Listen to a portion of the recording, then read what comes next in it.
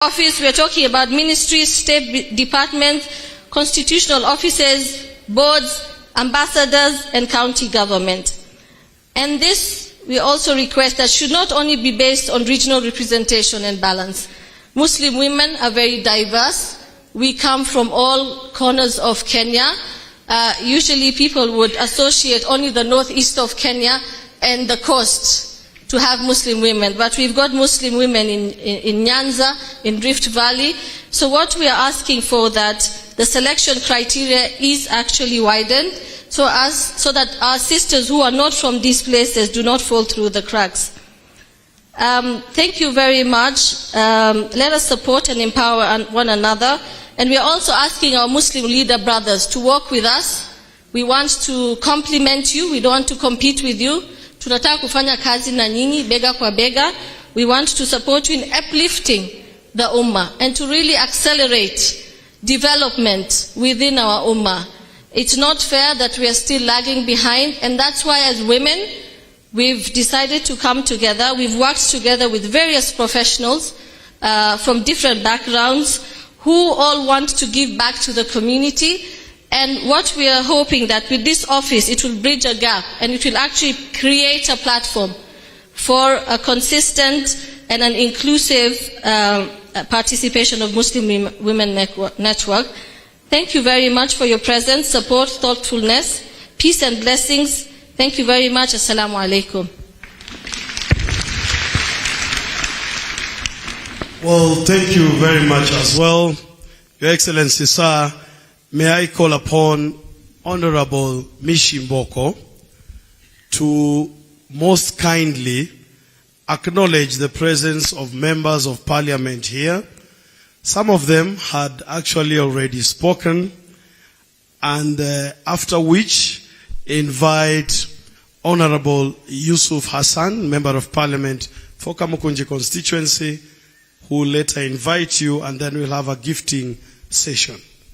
Mheshimiwa Mishi, most kindly. Karibu.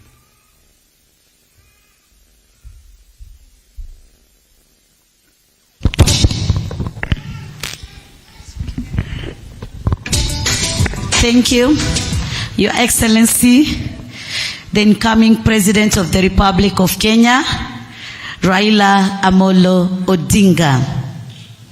Baba, ambaye tunajua insha Allah biidhnillah ikifika tarehe 9 mwezi wa 8 sote tutakupatia kura, na sisi tunajua tunangojea tu kuapishwa kwako.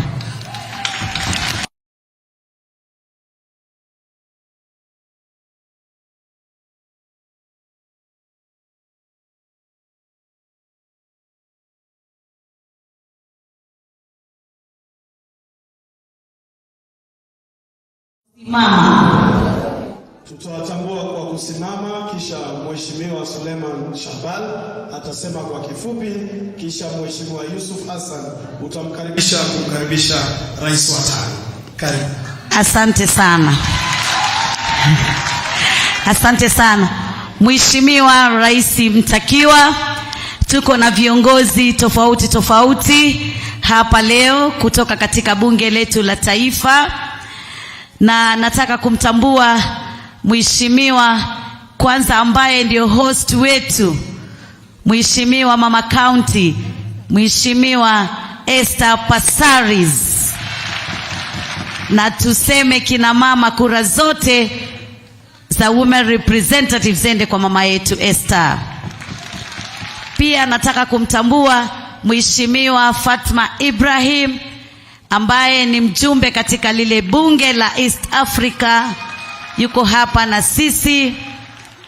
Pia vile vile nimtambue dada yetu kipenzi Mheshimiwa Sabina Chege kutoka kule Murang'a. Asante sana kuwa na sisi. Niweze pia vile vile kumtambua seneta mtakiwa anayesubiri pia kuapishwa tu, our SG Bwana Sifuna yuko hapa na sisi pia. Nataka pia kumtambua Meja wetu ambaye yuko hapa Nairobi, ambaye ametuchapia kazi nzuri sana sana baada ya Mheshimiwa Uhuru kumpatia wadhifa wa Metropolitan hapa Nairobi. Kongole sana kwa kazi yako. Pia vile vile tunataka kumtambua Mheshimiwa ambaye najua pia atakuwa anamwakilisha gavana mtakiwa Bwana Igathe, Mheshimiwa Profesa Kaloki ambaye pia yuko na sisi hapa. Vile vile nikirudi kule Pwani, nataka kumtambua atakayekuwa gavana wa pili wa jimbo 001, Mheshimiwa Abdulswamad Sharif Nasir, inshallah min alfaizin. Vile vile nataka kumtambua Mheshimiwa kutoka kule kaunti ya Mombasa, Mheshimiwa Shabal. Asante sana. Vile vile pia namuona Mheshimiwa wetu wa hapa Nairobi, Mheshimiwa mchapakazi, Mheshimiwa Yusuf.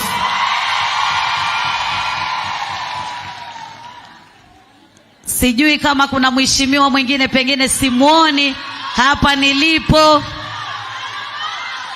Mheshimiwa Shebesh yuko hapa na sisi, tunamtambua sana. CAS ambaye yuko hapa.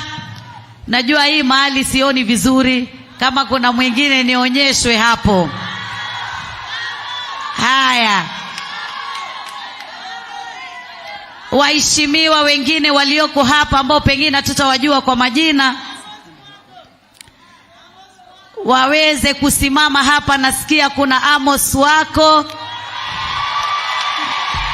kuna wako hapo, nimeambiwa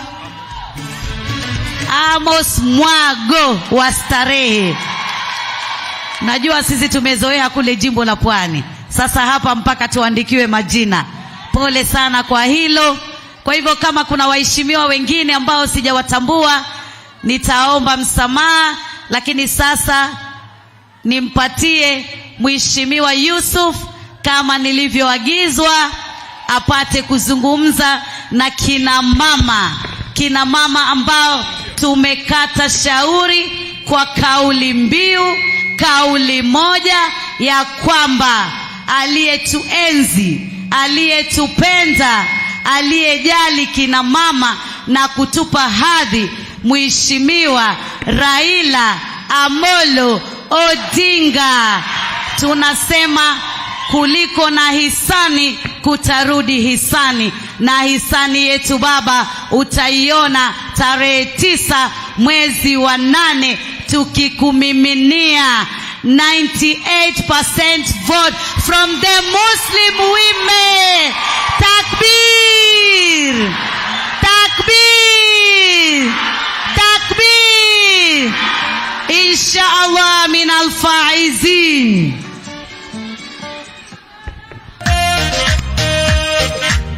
Assalamu alaikum wa rahmatullahi wa barakatuh. Hebu tusalimiane Waislamu wa kina mama kwa mkono. Asante sana.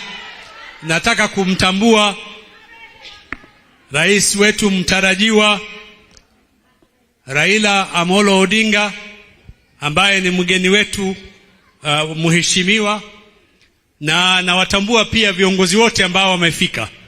Hata huko nyuma namuona mpiganiaji hodari wa Raila, Junet Mohamed ambaye ni mbunge wa Migori. Kwanza kabisa wacha niseme mimi nina furaha kubwa sana na heshima kupata fursa hii kama mbunge wa Kamkunji, mbunge wa pekee wa Kiislamu sasa hivi ambaye anawakilisha wengi wa Waislamu hapa wa Nairobi, kupata fursa hiyo kumkaribisha kinara wetu. Na ningesema tu mawili matatu. Juzi nilipokuwa kwenye TV hii ya KTN kwenye mjadala, kuna mama moja aliniuliza kwa nini usizungumzie sifa za kiongozi wako. na nikamwambia kwamba itachukua masaa kadhaa mimi kumaliza sifa za Raila Amolo Odinga. Kwanza kabisa, yeye ni mwanaharakati ambaye amepigania demokrasia tulionayo sasa hivi. Yeye ni mtu ambaye amesimamia haki za kibinadamu na usawa. Yeye ndiyo baba wa ugatuzi. Na mimi mwenyewe nikiwa mtu ambaye nimekuwa katika jamii ya Waislamu, jamii ambayo imekuwa na dhuluma, imekuwa na ubaguzi na imekuwa ikigandamizwa na serikali mbalimbali za serikali za Kenya, ni mtu ambaye namuona ni nyota ambaye anasimamia haki zangu mimi kama Muislamu na Wakenya wengine. Na mnakumbuka kwamba yeye pia ameteseka na kufungwa kwa sababu ya kupigania haki zetu. Kwa hivyo hakuna kiongozi ambaye mimi namheshimu, ambaye namtambua na ambayo niko tayari kumpigia debe kama Raila Amolo Odinga. Na Waislamu mnajua siku zote yeye yuko upande wetu. Kwa hivyo nawaomba, wakati umefika wa kumchagua kama rais. Na juzi nilipokuwa nakizunguka kwenye pilika zetu za kutafuta kura, nikiona hamasa ya wananchi, nimeanza kunusa ushindi wa Raila. I can smell the sweet victory of Raila Odinga and Azimio. Kwa hivyo nawaomba siku hiyo mjitokeze kwa wingi, mchague kiongozi ambaye atatupeleka mbele. Na tuna fursa ya kihistoria.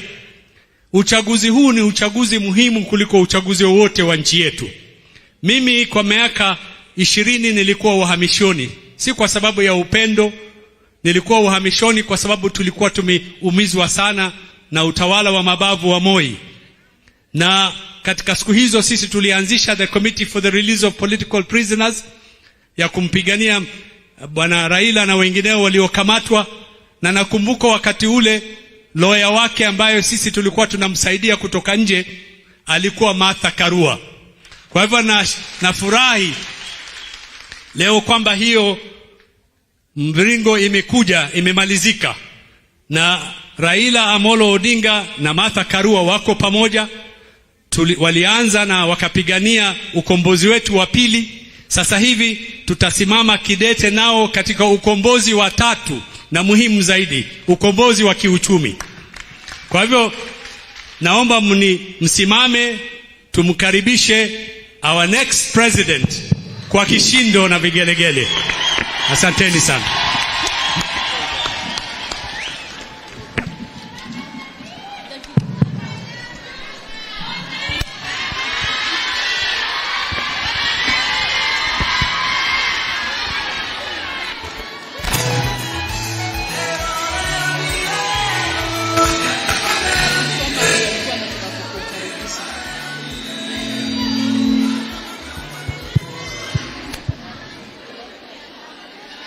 Haya, wamama hoye, wamama hoye, asanteni sana. Mnaweza kuketi.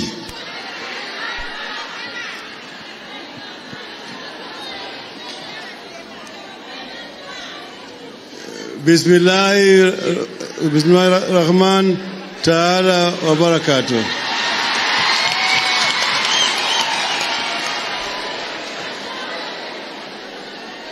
Nina furaha tele kualikwa na wamama wa Islam kwenye karamu ya leo.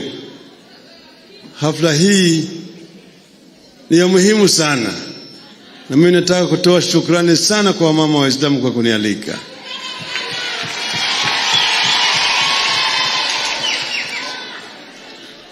Mimi nilizaliwa na Waislamu. Nimeishi na watoto wa Waislamu tangu nilipokuwa mtoto mdogo. Kwa tunacheza pamoja, naingia ndani ya msikiti pamoja, najua hata mambo ya Islamu mingi sana. Nilipokuwa kule gerezani nikasoma msahafu.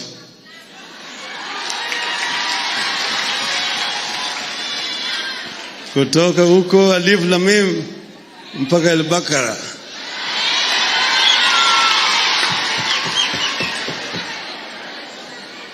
Kwa najua sana kiini cha Uislamu ni nini.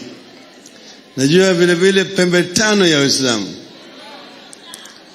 Najua mambo ya kumcha Mungu, pembe ya kwanza, pili ya sala, tatu kutoa zaka,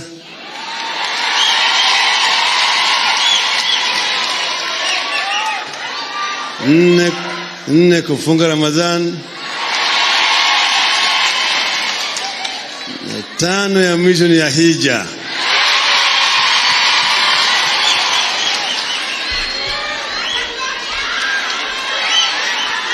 Kwa mimi naelewa. Na tumekuwa na Waislamu pamoja. Wakati ile ya utawala kidhuluma tumeshikana pamoja. Kulikuwa na IPK ambayo ilikuwa inataka isajilishwe, ikakatazwa kusajilishwa. Hata hiyo nilikuingiza dini kwa siasa. Lakini jamaa walewe ya kwamba ukienda kule Ujerumani iko the Catholic Party, CDU, Christian Democratic Union, Christian Socialist Union, ndio hata chama ambayo inaongoza kule Ujerumani. Ni chama ya kisiasa, lakini jamaa walikataa kusajilisha IPK, ati unaingiza dini ndani ya siasa. IPK ilipokatazwa kusajilishwa, sisi kama wakati ile Ford Kenya tukafanya mkataba na IPK, na wale ambao walikuwa wanachama wa IPK wakawania viti ya ubunge na udiwani na chama cha Ford Kenya. Wili walichaguliwa, Professor Rashid Mzee kuwakilisha Kisauni constituency, na bwana Likoni alikuwa anaitwa Mwavumo, wakaingia katika bunge. Sasa sisi tumekuwa mwaka 97 baada ya uchaguzi, mimi ndiye nilikuwa mtu wa kwanza kuleta buibui katika bunge. Niliponominate Mama Maria Matano kama wakilisha chama chetu cha NDP wakati ile.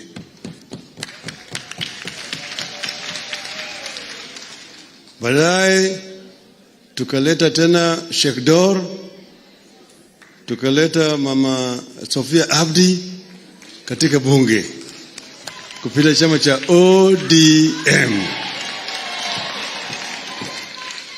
Kwa hivyo tumekuwa na uhusiano sana na Waislamu. Mimi hata Mama Fatima Ibrahim tukapeleka huyo katika bunge ya Afrika Mashariki. Kwanza yeye alikuwa amechaguliwa kama women rep ya Wajir County. Kwa hivyo sisi, mimi na Waislamu tuko na uhusiano mrefu sana. Lakini sasa mimi nataka kuongea juu ya mambo ya mama Waislamu.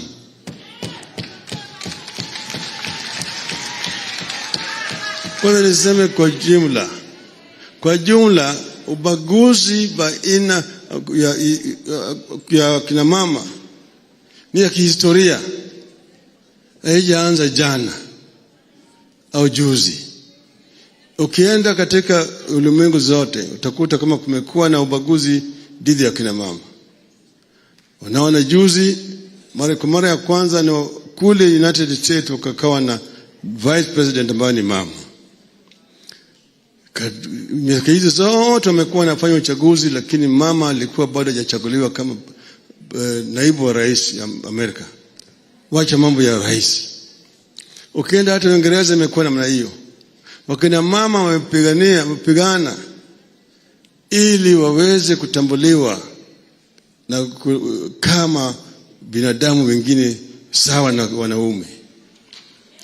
lakini hiyo imekuwa shida. Unaweza kukumbuka, mimi naweza kukumbuka nikiwa mtoto mdogo tulipokuwa tunaenda kwa shule. Katika darasa yetu tulikuwa vijana 40, tulikuwa na msichana mmoja peke yake. Maana yake wakati huo kulikuwa na ubaguzi dhidi ya kina wasichana kulingana na mila ya Kiafrika. Kwa hivyo hata wasichana wengine ambao sio Waislamu vile vile wamekuwa na baguliwa kabisa. Eneo zingine bado hiyo baguzi iko katika taifa letu. Mimi nasema mpaka sisi zote wale ambaye wanaelewa wajiunge pamoja na kina mama kupigania haki ya kina mama. I've been saying that gender emancipation is not a feminine issue. It is a human rights issue.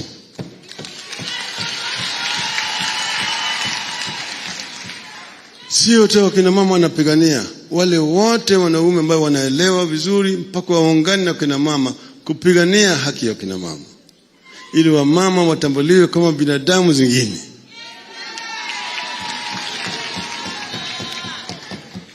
Hii ni binasema tunajiunga pamoja na tuko pamoja na kina mama. Mimi nafurahi sana kuona kama mama Waislamu wamejiunga pamoja na wanasema sasa wao nataka watambuliwe kama binadamu wengine.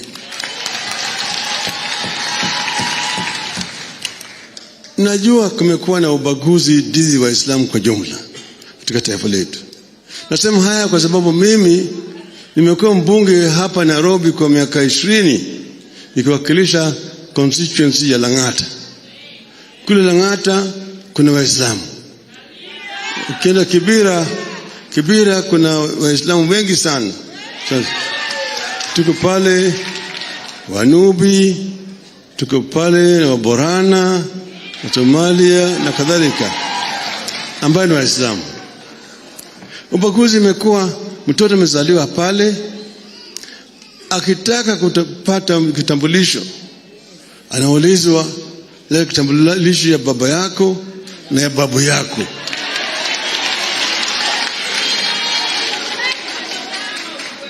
Kule hapo Kibira vile kuna Kamau hapo, kuna Onyango hapo, kuna Mutua hapo, kuna Wanyama hapo. Hawa haulizi swali haya.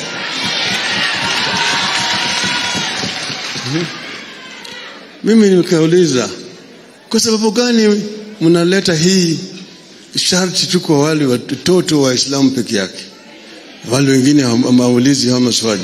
Kwa sababu gani? Hii ni ubaguzi. Ni ubaguzi.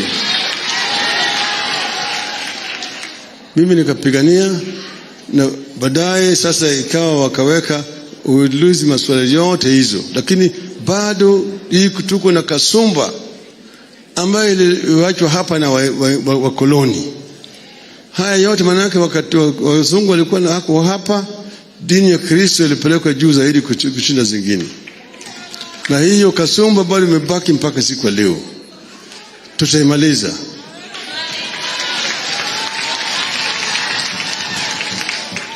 Katiba yetu imesema ya kwamba Kenya is a secular society and is a God-fearing nation and we must respect all religions. So we have said we will respect all religions. I saw my competitor talking and saying, I will protect the church. The church does not need to be protected by a president. The church is really protected by the Constitution.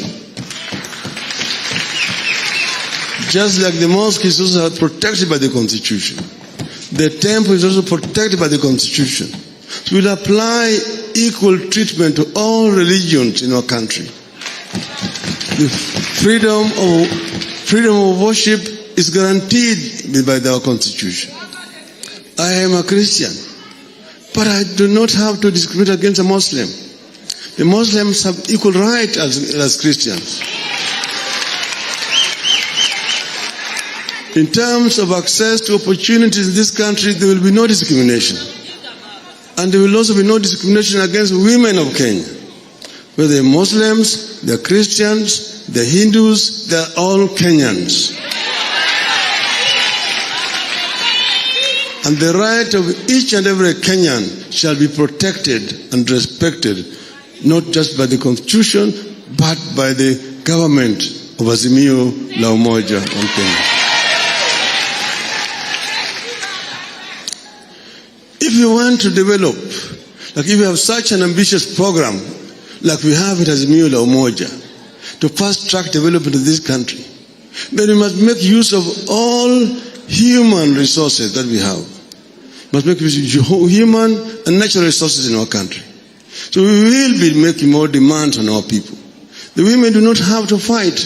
We are going to make more demands on you to come and make contribution to development of your country. You have a right like everybody else. Women should come forward. That's why I'm saying, in the past, the men were making decisions in the Islam community for their women. I'm happy that women have come now forward to say, we are talking as Muslim women and freedom of choice. So here you are. We want to see that our children get equal opportunity from the cradle. And that's why you said we are going to give education to all our children. Because education is the equalizer. If you give the children the opportunity to acquire knowledge, then after that, you've given them basically mobility to move upward socially. This is what we want to do in our country. Kwa hivyo wamama Waislamu tunashukuru sana nyinyi. Kwanza unajua sisi tulipokuwa tunapigania makatiba mpya, kuna wengine walikuwa napinga katiba hiyo. Ati kwa sababu inahalalisha Kadhi's Court, mahakama ya kadhi.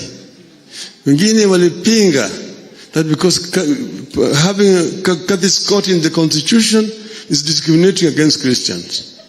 But we say that Kadhi's Court has always been in the constitution. It has never harmed any Christians. Our constitution was actually based on Christian law. So you don't necessarily have to come up with a Christian court, because it's already inbuilt in the constitution. And the Kadhi's Court is only dealing with the issues of Islam, marriage, inheritance, and succession, which has nothing to do with Christianity. And this became a very major issue during the debate on the Constitution. We say that our Muslims have a right to have the Kadhi's Court, and that's why it is in the current Constitution today. So, mimi nataka kusema, manake, I want to say now generally, that women of our country have made very fundamental contributions so far. With the little opportunity that they had, they made a lot of contributions. Today we have got women who are professors, women who are engineers, women who are lawyers, women who are doctors, and so on, working for our nation. We need to create more opportunities for these women. And I'm trying to assure you that the government that we will lead as Azimio la Umoja will give all our women the opportunity to advance themselves. Sasa mimi ningependa kuambia nyinyi, sasa tuko katika kipindi cha lala salama. Cha lala salama. Sasa leo nimesema kutokea kesho tuko na siku 13 peke yake. Tunaenda kwa debe. Tunataka kujua kama wamama wako tayari. Mko tayari? Mko tayari? Basi sasa mimi nataka kuambia nyinyi ati tarehe 9 mwezi ujao ni siku ya kihistoria. Ni siku ya kihistoria. Maana yake ni siku ya ukombozi wa 3. Ukombozi ya kwanza ilikuwa 1963 uchaguzi 1963 ambayo ilileta uhuru. Ukombozi ya pili 2002 ambayo ilileta katiba mpya. Sasa hii ukombozi ya tatu ambayo inakuja mwezi ujao ni ya kiuchumi, the economic liberation of Kenya. Nimesema ni ya vijana na kina mama. Sasa nataka kuuliza wamama, mko tayari? Mko tayari? Tumesema tunataka kama Wakenya tumenyana na adui wanne wakubwa ya Wakenya.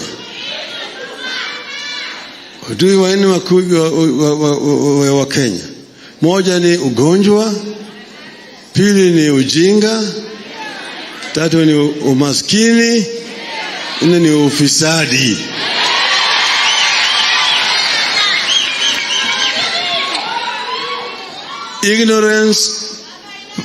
Ignorance, poverty, disease and corruption. Sawa? Hawa ni wadui wanne wa Kenya. Tukimaliza haya madui wanne, Kenya itainuka. Sivyo? Kama tunataka Wakenya wote wawe tayari kuungana pamoja. Kwa upande ya ujinga, tumesema kuanzia mwaka ujao watoto wetu wote wa Kenya kuanzia nursery, primary, secondary, tertiary, university, hakuna kulipa karo tena.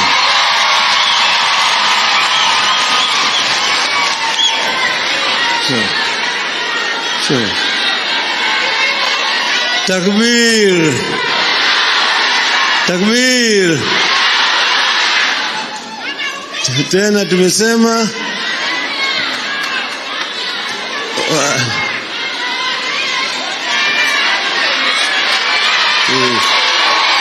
Tumeonga meshuka, sio? Tumeonga meshuka. Siwana beonga meshuka.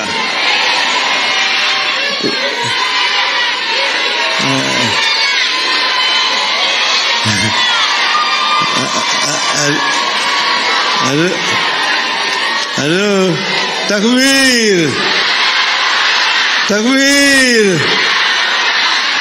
Tena tumesema watoto wakimaliza masomo yao watapata kazi sawa sawa, wale ambao wanapata mshahara mzuri kuinua hali yao ya kimaisha na kusaidia wazazi wao.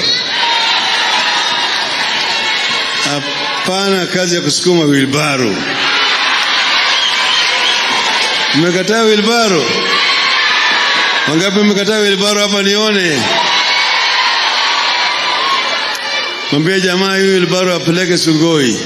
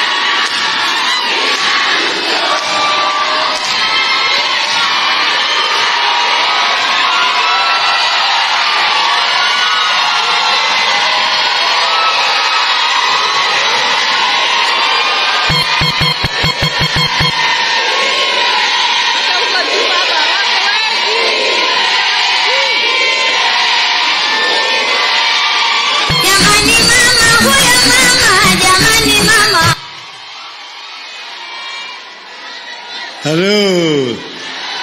Hello. Sasa tumesema hapo tutapigana na ujinga na kazi ya watu wetu. Kwa upande wa ugonjwa tumesema tumeleta baba care. Baba care. Baba care. Baba care.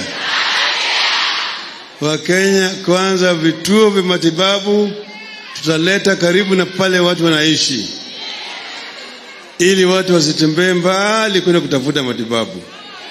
Saa ingine wanawake wajawazito wanakufa hata njiani wakipelekwa kwa hospitali. Na ndani ya hizo vituo kutakuwako na dawa, vifaa vya kutibu watu, kutakuwako na daktari na manases. Pili, Wakenya wote, watoto, kina mama, vijana, wazee, watakuwa chini ya bima ya matibabu, ili wale wakiwa wagonjwa wanapata matibabu hata kama hawana pesa. Sasa wamama wetu na vijana wataweza kupata mkopo, tutaweka hazina pale wanaweza kupata mkopo ya kuanzisha biashara yao na ili watu wetu wainuke. Hiyo tunapigana na umaskini, tunapigana na umaskini, tunapigana na ujinga, tunapigana na ugonjwa, na wale wezi wote wafisadi tutaweka ndani. Sawa, tuelewana vizuri? Mama hoye, mama hoye. Sasa tunasema njia ni Azimio. Nataka wamama wawe tayari kuwa wanajeshi wa baba. Mama, mko tayari kuwa wanajeshi wa baba? Sasa kuwa mwanajeshi wa baba mpaka uwe na bunduki na risasi. Bunduki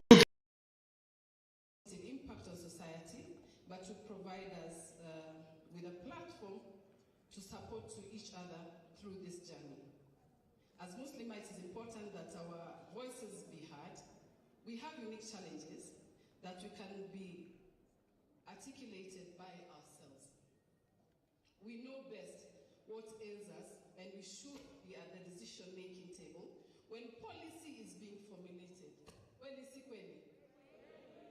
I am proud that we have resolved to no longer wait and watch from the sidelines, but we have organized ourselves to claim our space.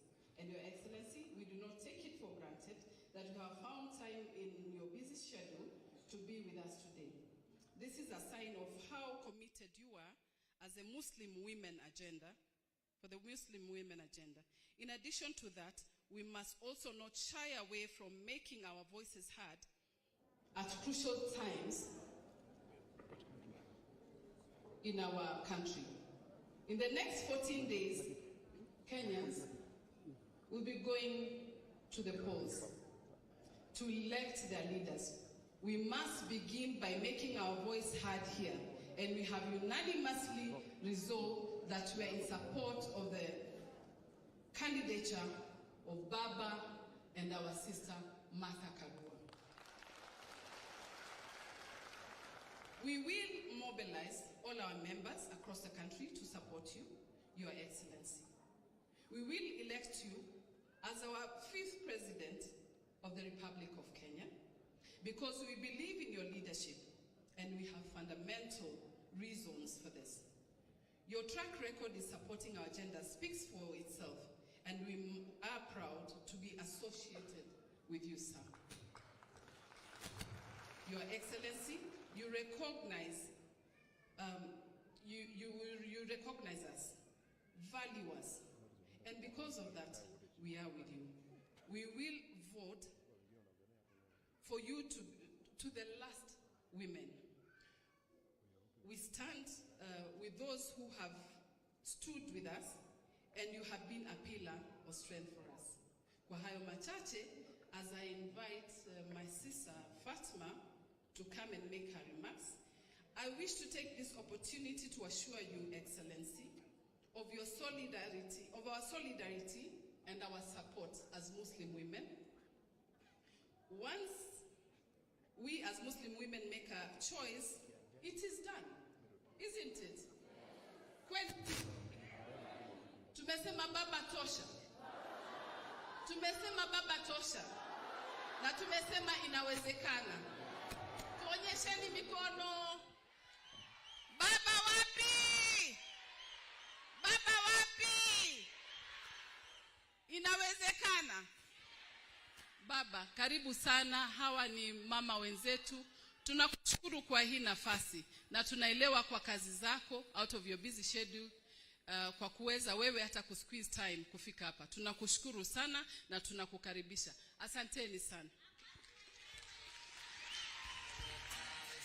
I will invite my sister.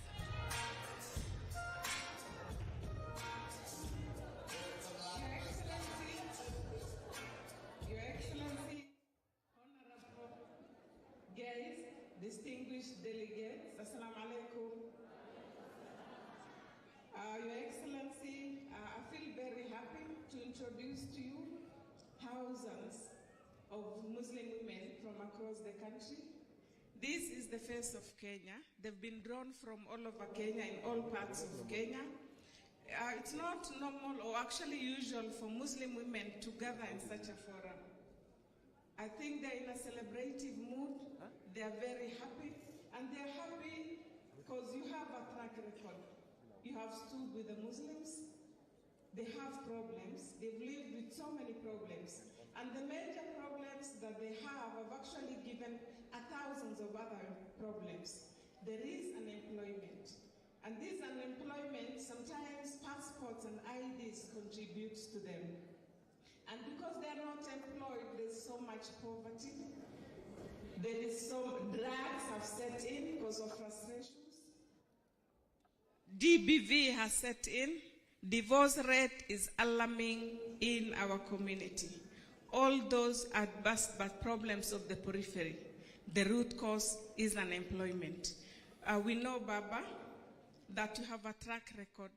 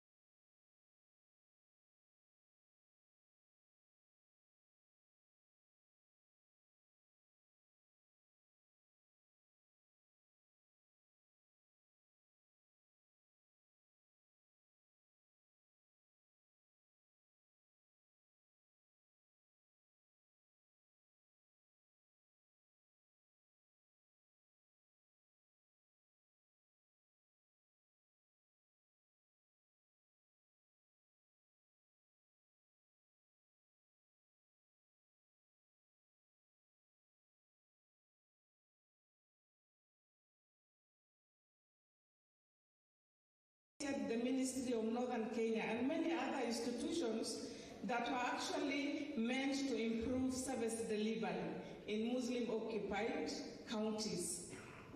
So we are really grateful that you are on board.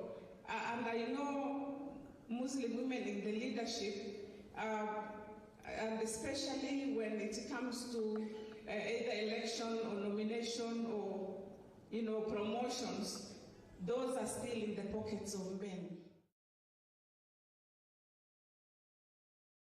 Intervention in terms of emancipating Muslim women.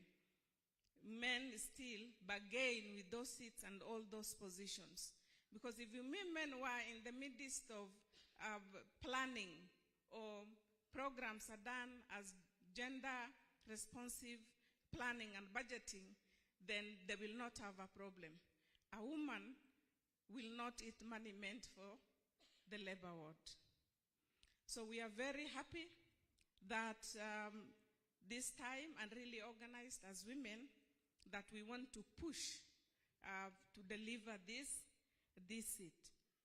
I know in the past you have fought and actually opposed profiling the Muslims and creating insecurities around them. If we all remember, and In the morning, as we discussed here, people said, the Kasarani camp and all the struggles you have had with them. Our mothers are crying. Muslim women are directly affected by the killings that are happening every day. Muslim women are affected by the abductions that are happening every day. Fortunately, we are really encouraged. We have the motivation now that Your Excellency Baba is coming back to implement all the support and all the institutions he has set before and make them bigger. Thank you very much. We are all here, Muslim women from business background, Muslim women business women. So we have Muslim women professionals. We have Muslim women leading scholars who have come from all over the country. We have Muslim women ex-KDF. We have Muslim women from the general public, and we are here. They came all the way without any motivation. The only motivator was Baba is on board, and they want to deliver this seat. Is that a lie, sisters? Yeah. Thank you. I think I will end here. But I will want to welcome the chair lady of Muslim Women Network, Amina Hirsi. Amina is a lady who has experience working with institutions as far as in UK and Muslim institutions that were established, councils that were established by the government to empower Muslim women and actually make sure that any programs or interventions or government-related issues is contextualized to their needs. Sister Amina, you can take it.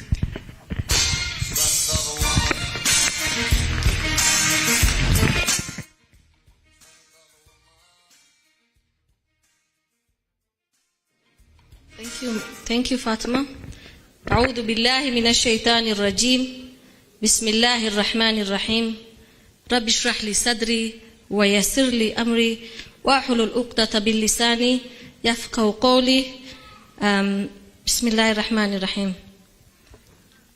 Your Excellency, our incoming 5th President of the Republic of Kenya, Dr. Raila Odinga, our distinguished guests, Wamama, good afternoon and Assalamu alaikum wa rahmatullahi wa barakatuh.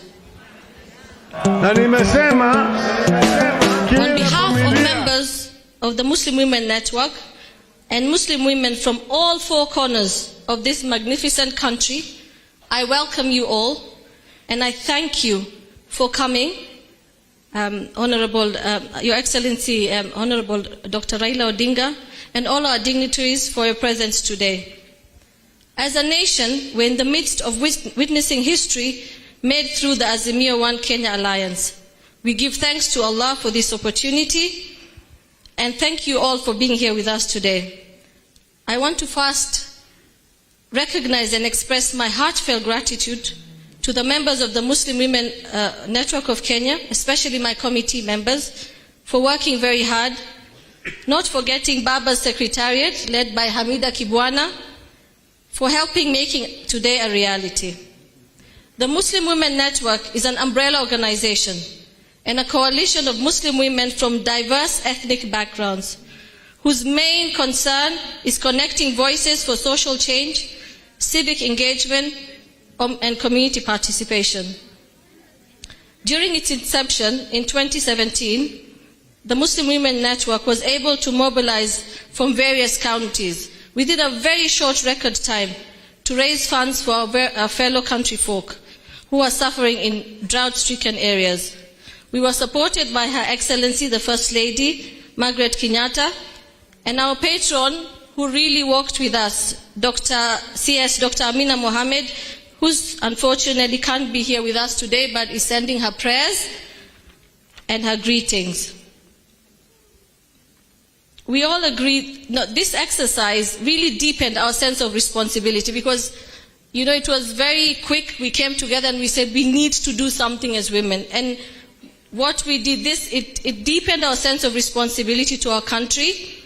And also, it aided in dispelling the negative stereotypical perception that the Muslim woman is oppressed, subjugated, and incapable. Since then, we've continued to mobilize on various different progressive initiatives while advancing the agenda of Muslim women in Kenyan society. We took a front line in the COVID pandemic response. We fed people in the quarantine centers. We also fed people in the slums. Baba, through your astute leadership and the vision, and you've invited our sister Martha Karua to carry with you the dreams and hopes of Kenya through the Azimio Kenya One Alliance. Your manifesto recognizes these inequalities and states that the gender equality and empowerment has received increased attention in recent years.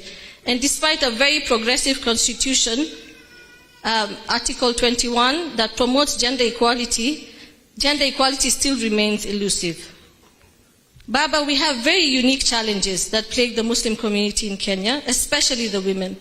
They include violations of civil, political, and economic and social cultural rights. And it's true, our sisters from other faiths, the Christians, the Hindus, have progressed better in socio-economic empowerment, political representation, as well as education and employment. These are exceedingly critical domains that should cut across all ethnicities. We still remain vulnerable, marginalized, and often ignored. Now, Baba, what we've decided, we are stepping away from the victim mentality. Sindio, tumeamua, it's our time, Baba. That's why, hence our slogan, our time, our turn, and our future. And that's because also as women, we've neglected ourselves. Often, we point the fingers at the men. But also as Muslim women, I think we've forgotten our history. If we look back 1400 years ago during the Prophet ﷺ's time, Muslim women played a very pivotal role in religious affairs, political affairs, in education affairs. We have women like our mother, Khadija radiallahu anha, who was a fantastic businesswoman. She was yet still a wife and a mother. Our Islamic tradition also recognizes the collaboration between men and women. And today this ayah has been quoted many times, but I'm going to say it again. In the Quran chapter 4, Allah says, "Ar-rijalu qawamuna 'ala an-nisa." This means, Baba, that men are the protectors and maintainers of women. So what we are saying is, what we are saying as women, we want our men and our brothers to really stand with us. And protection also means that you make sure that we feel safe, that we are involved, and we are part of the dialogue. And what we are saying today, we have humble requests. Tumeamua as Muslim women that we want to be part and parcel in building this nation together. And what we are requesting for, we are requesting you in advocating for the creation of an advisory office to the Executive Office of the President. The overall goal of this advisory office is to advise the Presidency on strategy policy relating to the inclusion and empowerment of Muslim women in Kenya. This office will ensure equality, equity, diversity around the decision-making table. Baba, we've actually put together a document, and this is not something that we put together very haphazardly. This is something that we've been working on because we got together and we said, how can we be part of the decision-making processes? How can we add our voices? We want to add our voices to very pertinent issues in the community. We want to add our voices to unemployment, to youth drugs and crime. We want to be asked what we think about what is going on in our community. So we are humbly requesting for that. And we've seen Muslim women advisors have brought about incredible positive change abroad. For instance, being part of the US President's Advisory Council and also the UK Foreign Secretary's Advisory Group. And in today's global society with Kenya at the forefront, we strongly believe that this addition to the Office of the President will promote inclusion, integration, social cohesion. And our agenda, we are not coming from a feminist progressive reformist agenda. We are not saying that we want to reform Islam, or we don't want to be religious leaders, we don't want to be imams, we don't want to be chief qadis. All we are saying is we want to be part of the dialogue process. Our second request, humble request, Baba, we are asking for at least 10% of Muslim women inclusion in forming your next government, yes? And that's, we are saying, from executive office, we are talking about ministries, state departments, constitutional offices, boards, ambassadors, and county government. And this, we also request that should not only be based on regional representation and balance. Muslim women are very diverse. We come from all corners of Kenya. Usually people would associate only the northeast of Kenya and the coast to have Muslim women, but we've got Muslim women in Nyanza, in Rift Valley. So what we are asking for, that the selection criteria is actually widened, so that our sisters who are not from these places do not fall through the cracks. Thank you very much. Let us support and empower one another. And we are also asking our Muslim leader brothers to work with us. We want to complement you. We don't want to compete with you. Tunataka kufanya kazi na nyinyi bega kwa bega. We want to support you in uplifting the ummah and to really accelerate development within our ummah. It's not fair that we are still lagging behind, and that's why as women we've decided to come together. We've worked together with various professionals from different backgrounds who all want to give back to the community. And what we are hoping that with this office, it will bridge a gap and it will actually create a platform for a consistent and an inclusive participation of Muslim Women Network. Thank you very much for your presence, support, thoughtfulness, peace and blessings. Thank you very much. Assalamu alaikum. Well, thank you very much as well. Your Excellency, sir, may I call upon Honorable Mishimboko to most kindly acknowledge the presence of members of parliament here. Some of them had actually already spoken, and after which invite Honorable Yusuf Hassan, Member of Parliament for Kamukunji constituency, who will later invite you, and then we'll have a gifting session. Mheshimiwa Mishi, most kindly. Karibu.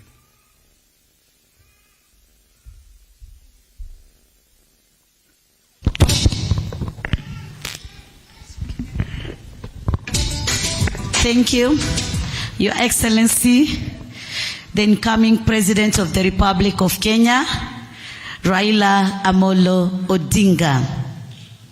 Baba, ambaye tunajua insha Allah biidhnillah ikifika tarehe 9 mwezi wa 8 sote tutakupatia kura, na sisi tunajua tunangojea tu kuapishwa kwako.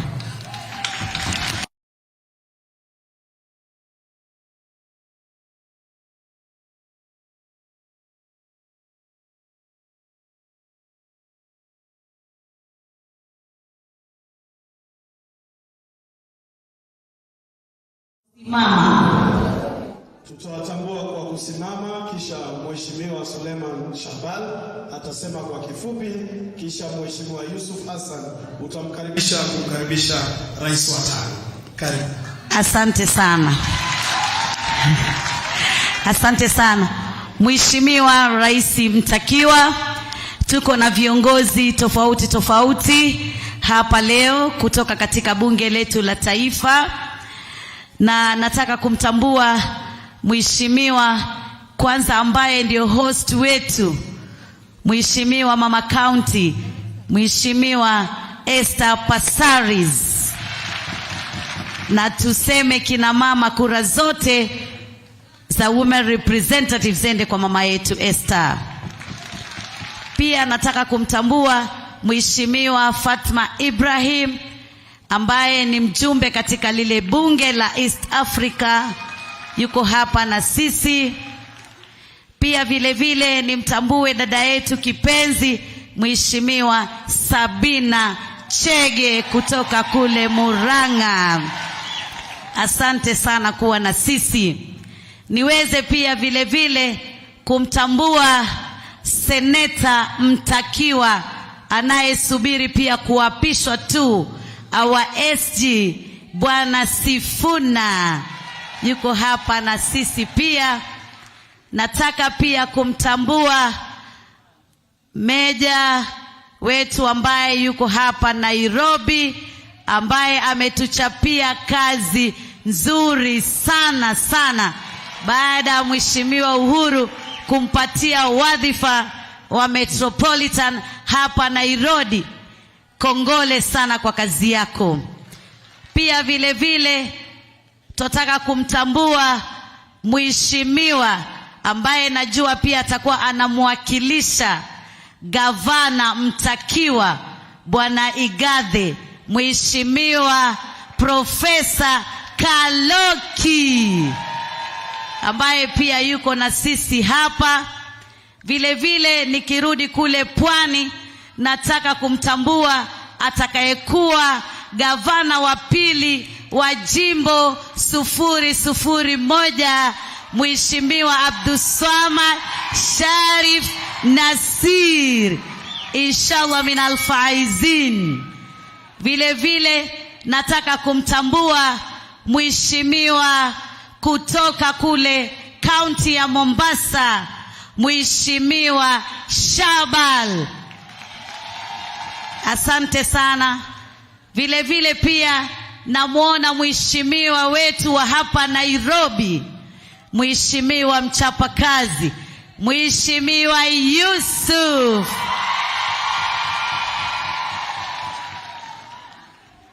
Sijui kama kuna mheshimiwa mwingine, pengine simuoni hapa nilipo. Mheshimiwa Shebesh yuko hapa na sisi, tunamtambua sana. CAS ambaye yuko hapa. Najua hii mahali sioni vizuri, kama kuna mwingine nionyeshwe hapo. Haya, waheshimiwa wengine walioko hapa ambao pengine tutawajua kwa majina waweze kusimama hapa. Nasikia kuna Amos wako, kuna wako hapo, nimeambiwa Amos Mwago wa Starehe. Najua sisi tumezoea kule jimbo la Pwani, sasa hapa mpaka tuandikiwe majina. Pole sana kwa hilo.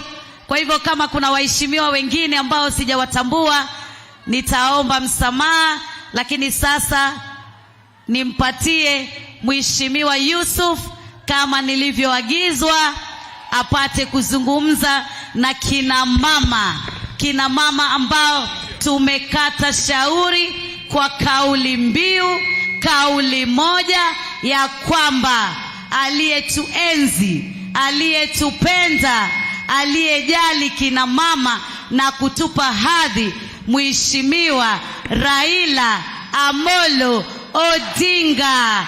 Tunasema kuliko na hisani kutarudi hisani, na hisani yetu Baba utaiona tarehe 9 mwezi wa 8 tukikumiminia 98% vote from the Muslim women.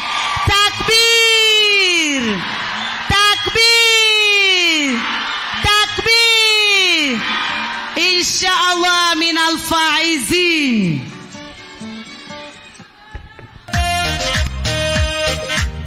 Assalamu alaikum wa rahmatullahi wa barakatuh. Hebu tusalimiane Waislamu wa kina mama kwa mkono. Asante sana. Nataka kumtambua rais wetu mtarajiwa Raila Amolo Odinga ambaye ni mgeni wetu mheshimiwa, na nawatambua pia viongozi wote ambao wamefika. Hata huko nyuma namuona mpiganiaji hodari wa Raila Junet Mohamed ambaye ni mbunge wa Migori.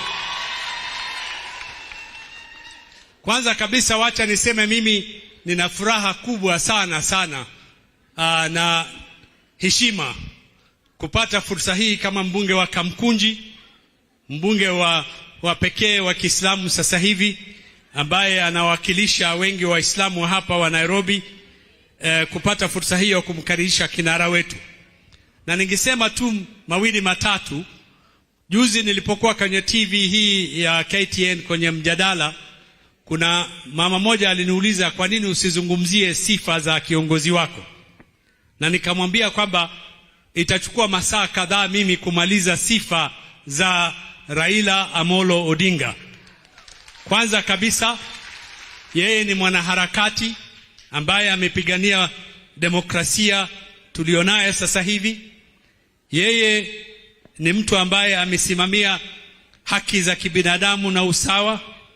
Yeye ndiyo baba wa ugatuzi. Na mimi mwenyewe nikiwa mtu ambaye nimekuwa katika jamii ya Waislamu, jamii ambayo imekuwa na dhuluma, imekuwa na ubaguzi na imekuwa ikigandamizwa na serikali mbalimbali za serikali za Kenya, ni mtu ambaye namuona ni nyota ambaye anasimamia haki zangu mimi kama Muislamu na Wakenya wengine. Na mnakumbuka kwamba yeye pia ameteseka na kufungwa kwa sababu ya kupigania haki zetu. Kwa hivyo hakuna kiongozi ambaye mimi namheshimu, ambaye namtambua na ambayo niko tayari kumpigia debe kama Raila Amolo Odinga. Na Waislamu mnajua siku zote yeye yuko upande wetu. Kwa hivyo nawaomba, wakati umefika wa kumchagua kama rais.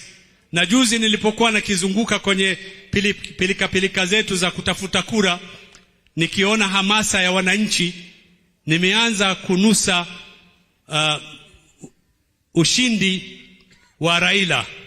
I can smell the sweet victory of Raila Odinga and Azimio. Kwa hivyo nawaomba siku hiyo mjitokeze kwa wingi, mchague kiongozi ambaye atatupeleka mbele. Na tuna fursa ya kihistoria. Uchaguzi huu ni uchaguzi muhimu kuliko uchaguzi wowote wa nchi yetu. Mimi kwa miaka 20 nilikuwa uhamishoni, si kwa sababu ya upendo. Nilikuwa uhamishoni kwa sababu tulikuwa tumeumizwa sana na utawala wa mabavu wa Moi. Na katika siku hizo sisi tulianzisha the Committee for the Release of Political Prisoners ya kumpigania bwana Raila na wengineo waliokamatwa. Na nakumbuka wakati ule lawyer wake ambayo sisi tulikuwa tunamsaidia kutoka nje alikuwa Martha Karua. Kwa hivyo nafurahi leo kwamba hiyo mviringo imemalizika, na Raila Amolo Odinga na Martha Karua wako pamoja. Walianza na wakapigania ukombozi wetu wa pili. Sasa hivi tutasimama kidete nao katika ukombozi wa tatu na muhimu zaidi, ukombozi wa kiuchumi. Kwa hivyo naomba msimame tumkaribishe our next president kwa kishindo na vigelegele. Asanteni sana.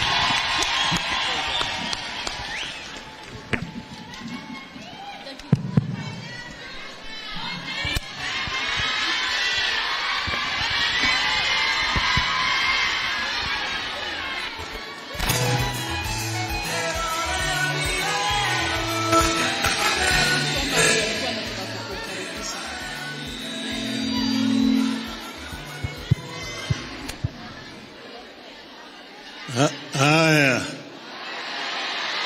wamama hoye, wamama hoye, asanteni sana. Mnaweza kuketi.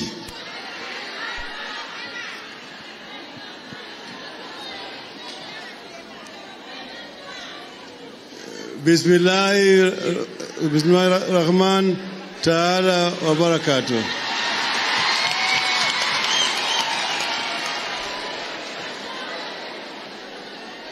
Nina furaha tele kualikwa na wamama wa Islam kwenye karamu ya leo.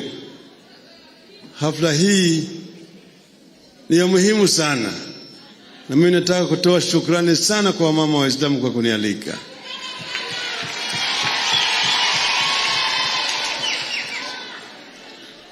Mimi nilizaliwa na Waislamu. Na nimeishi na watoto Waislamu tangu nilipokuwa mtoto mdogo, kwa tunacheza pamoja, naingia ndani ya msikiti pamoja. Najua hata mambo ya Islamu mingi sana. Nilipokuwa kule gerezani nikasoma msahafu.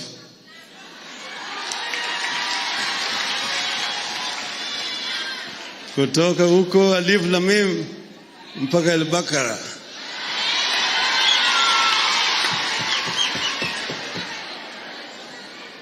Kwa najua sana kiini cha Uislamu ni nini. Najua vile vile pembe tano ya Uislamu. Najua mambo ya kumcha Mungu, mambo ya kwanza, pili ya sala, tatu kutoa zaka,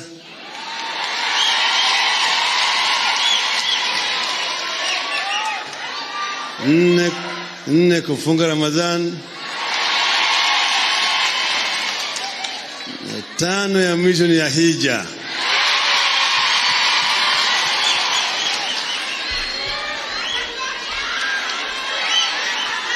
Kwa mimi naelewa. Na tumekuwa na Waislamu pamoja. Wakati ile ya utawala kidhuluma tumeshikana pamoja. Kulikuwa na IPK ambayo ilikuwa inataka isajilishwe, ikakatazwa kusajilishwa. Ati hiyo nilikuingiza dini kwa siasa. Lakini jamaa waleo ya kwamba ukienda kule Ujerumani iko the Catholic Party, CDU, Christian Democratic Union, Christian Socialist Union. Ndio hata chama ambayo inaongoza kule Ujerumani. Ni chama ya kisiasa. Lakini jamaa walikataa kusajilisha IPK. Ati unaingiza dini ndani ya siasa. IPK ilipokatazwa kusajilishwa, sisi kama wakati ile Ford Kenya tukafanya mkataba na IPK. Na wale ambao walikuwa wanachama wa IPK wakawania viti ya ubunge na udiwani na chama cha Ford Kenya. Wili walichaguliwa. Professor Rashid Mzee kuwakilisha Kisauni constituency na bwana Likoni alikuwa anaitwa Mwavumo, wakaingia katika bunge. Sasa sisi tumekuwa mwaka 97 baada ya uchaguzi, mimi ndiye nilikuwa mtu wa kwanza kuleta buibui katika bunge. Niliponominate Mama Maria Matano kama wakilisha chama chetu cha NDP wakati ile.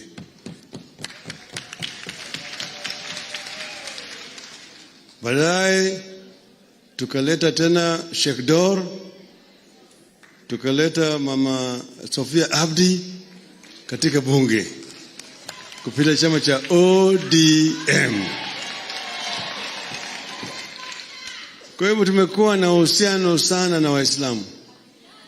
Mimi hata Mama Fatima Ibrahim tukapeleka huyo katika bunge ya Afrika Mashariki. Kwanza yeye alikuwa amechaguliwa kama women rep ya Wajir County. Kwa hivyo sisi, mimi na Waislamu tuko na uhusiano mrefu sana. Lakini sasa mimi nataka kuongea juu ya mambo ya mama Waislamu.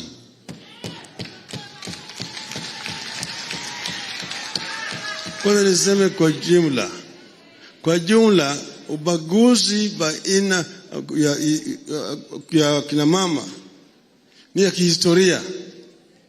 Haijaanza jana au juzi.